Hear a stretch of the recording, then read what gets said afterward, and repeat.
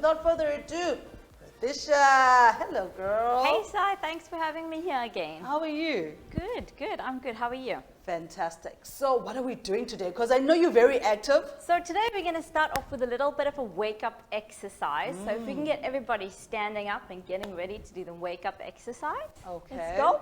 So Just imagine me standing. It's I okay. will. There's nothing too fancy, and anybody and everybody can do it, whether you're 5 or 65. So Yeah. we're going to just bounce on our toes. Everybody, let's get our energy going. We're going to bounce on our toes just for a bit. And then we're just going to shake it off. So we're shaking off all the negative energy that we may have picked up through the legs, hands, shaking it off. Yes. And then the thymus point that I always talk about, we're doing a King Kong. So I have a mic on, so I was told to Oh, hang yeah. off, okay? Also You also imagine tie. me, yeah. So we're doing a King Kong move, guys. Let's do our King Kong move. And then I just want you to do the bottom of your spine. We want to get the cerebral brain fluid going for the day. So, is everybody feeling awake, alert, and alive this morning? Yeah. Yeah. Fantastic. I love that.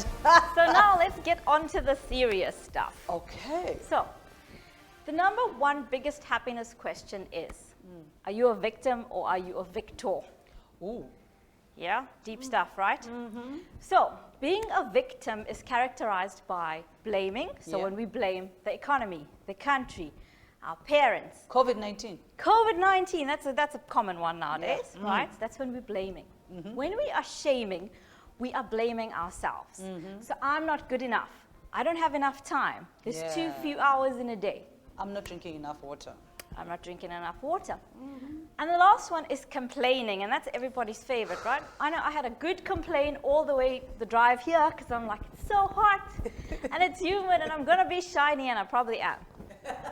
So that's the characteristics of being a victim. So I'm going to tell you a little story. Okay. So there's this guy, and he starts a new job in the construction industry.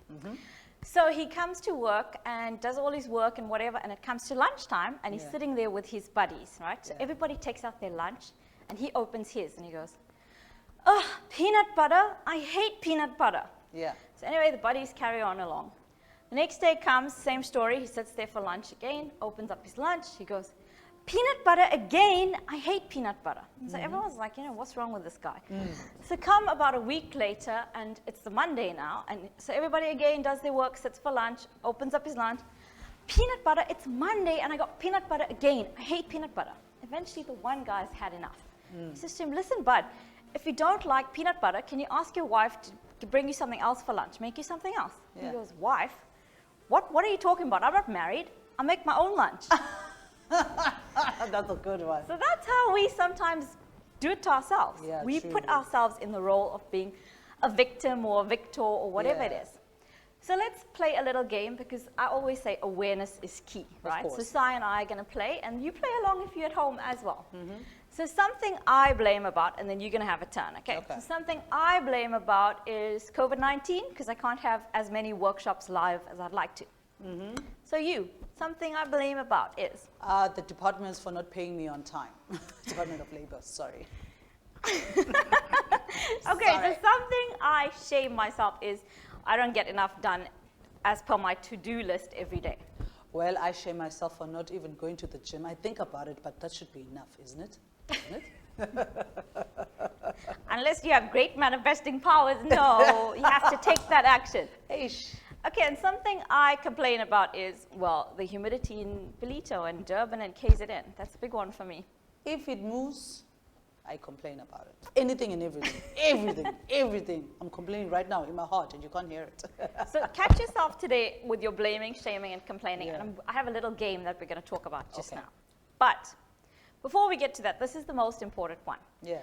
If I were to take a bit more responsibility for my own happiness, I would. So for me, I would wake up at 5 a.m. every day to give me that power hour to do Yeah. my stuff. Sure.